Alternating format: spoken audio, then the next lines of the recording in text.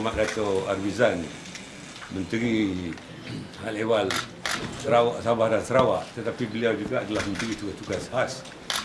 Yang di bawahnya adalah Nadma dan juga DPN.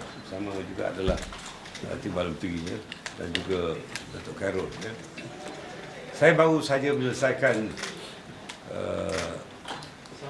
tugas untuk mempenguruskan mesyuarat jawatankuasa pengurusan bencana pusat, dan ini adalah tugas sirih pulang ke gagang, di mana dulu saya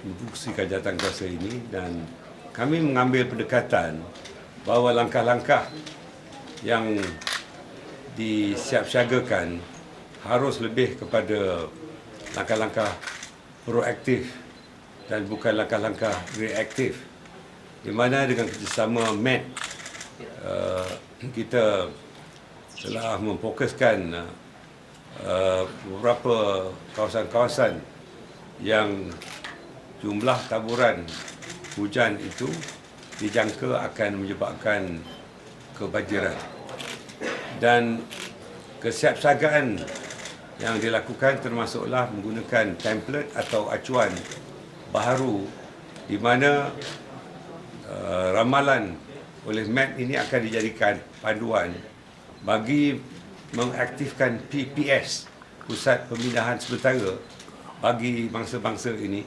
sebelum berlaku banjir di kawasan berkenaan. Artinya, ini bagi mengelakkan kehilangan nyawa, kerosakan harta benda atau kehilangan dokumen penting. Jadi ini adalah langkah baru. Yang keduanya, kami juga buat pertama kalinya menjadikan badan sukarela atau volunteers untuk bersama-sama dengan jawatankuasa ini, dan kita mahu di peringkat nasional, di peringkat negeri, peringkat daerah dan malah di peringkat PPS, usaha-usaha dari sukarelawan ini dapat diterlibatkan bagi bukan saja mengurangkan beban tugas, tetapi untuk melihat effectiveness kepada menyelesaikan masalah-masalah banjir dan terutama kepada masa-masa. Ketiganya, kami memberikan komitmen sebarang bantuan pada masa-masa banjir yang telah diberikan oleh pentadbiran yang lalu diteruskan. Namun yang keempatnya, masalah penyelesaian jangka panjang bagi pengurusan banjir ini hendaklah dilakukan, terutamanya bagi penyediaan tebatan banjir secara holistik.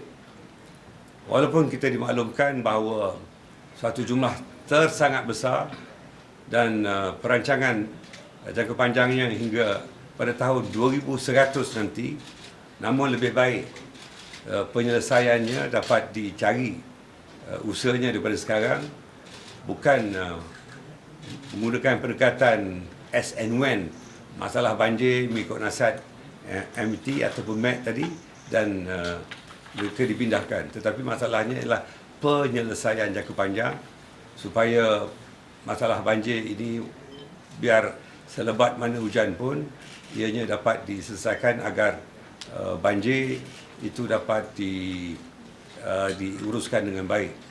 Begitu juga bagi kawasan-kawasan yang mempunyai muka buminya di bawah aras laut ataupun below sea level, ianya hendaklah juga diselesaikan dengan cara jangka panjang, kerana masalah banjir temenung ini berlaku di banyak tempat di negara kita, dan kami telah meminta supaya koordinasi dilakukan dengan pihak JPS agar penyelesaian kepada permasalahan ini dapat dilakukan dengan segera, kerana ini akan melibatkan berlaku permasalahan pertumbuhan ekonomi dan juga masalah pencarian kehidupan oleh masyarakat yang terlibat di kawasan banjir terpenuh berkenaan.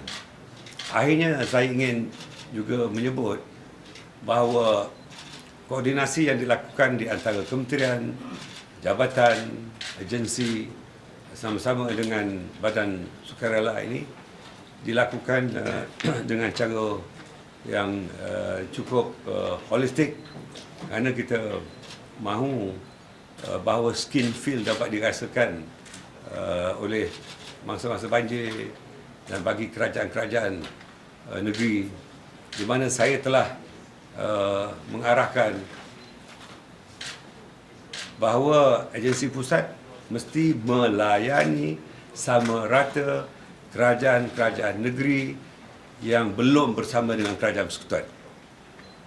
Artinya, kesaksamaan, keadilan mesti dilakukan tanpa mengira negeri itu diperintah oleh pihak mana.